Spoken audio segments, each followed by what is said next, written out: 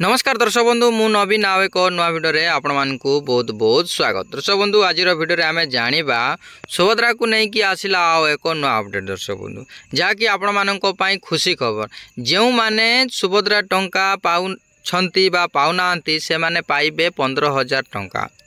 Okay दर्शक बंधु क्यों माने पाइबे 15,000 टंका, क्यों माने पाइबे 10,000 टंका, आउ क्यों माने पाइबे 5,000 टंका ताहा अपडेट वर्तमान आसी जाइछि दर्शक बंधु। तो आपण माने जदि पाइबा पई चाहुछंती केते टंका आपण माने पाइबे ताहा डिटेल्स आपण मानकु एई वीडियो माध्यम रे बतै देबी दर्शक बंधु।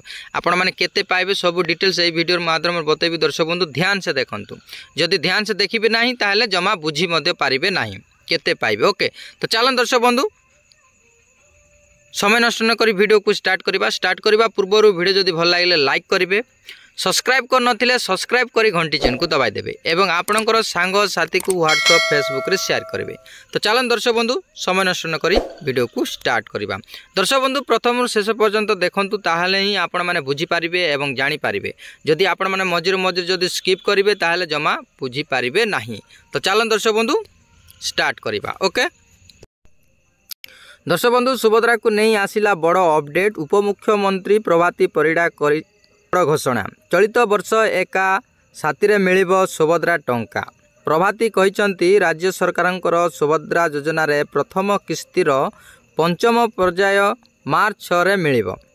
एही पर्याय रे राज्यर प्राय 1,70,000 महिला प्रथम किस्ती पाइबे।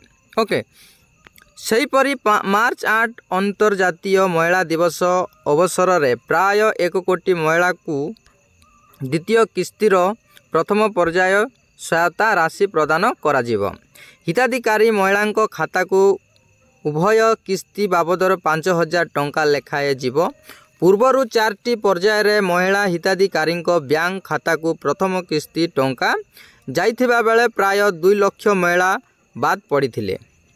तेणु बाद पड़िथिबा महिला को प्रथम पर्याय रे प्रथम किस्ती दियाजिवो बोली कुआ जाइछि। मार्च 31 सुभद्रा आवेदन शेष तारीख। 31 भितर जो माने आवेदन करिथिबे एककालीन पाइबे।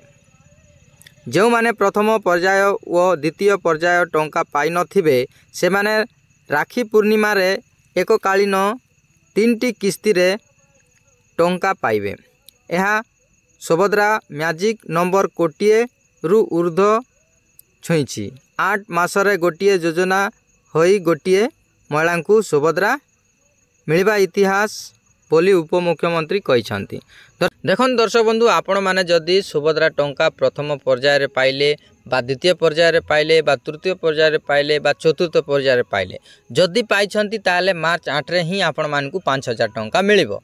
जदि आपण माने जदि सुभद्रा टंका पाइले ना चतुर्थ पर्याय रे मध्य आपण मान टोटाली पाइले नाही ताहले आपणकर जो मार्च 6 रे वर्तमान आपन को 5,000 टंका मिलिबो। ओके जदि आपण मानकु जदि जो मार्च 6 रे जदि आपन को टंका मिलिला नाही से 5,000 ताहले आपण मानकु जो मार्च 8 तारीख दिन आपण मानकु एकातर को 10,000 टंका आपण को अकाउंट को जीवो। जदि आपनकर डीबीडी लिंक ठीक अछि बा आपनकर अकाउंट सब किछि डिटेल्स ठीक अछि ताहले ही आपण मानकर जीवो। ओके जदि आपण मानकर जदि मार्च 8 रे जदि आपनकर टंका मध्ये मिलिला नाही ताहले आपण मान जो माने आवेदन एबे नुआरे मध्ये करबा पई चाहुछंती बा करूछंती मध्ये मार्च 31 जो मार्च 31 लास्ट डेट अछि दर्शक बंधु। आपण मानकर जदि 8 पर जदि आपण माने जदि आवेदन करूछंती मार्च 31 तारीख पर्यंत जदि आवेदन करूछंती बा आपनकर डीबीडी जदि ठीक करूछंती ताहले आपनकर जो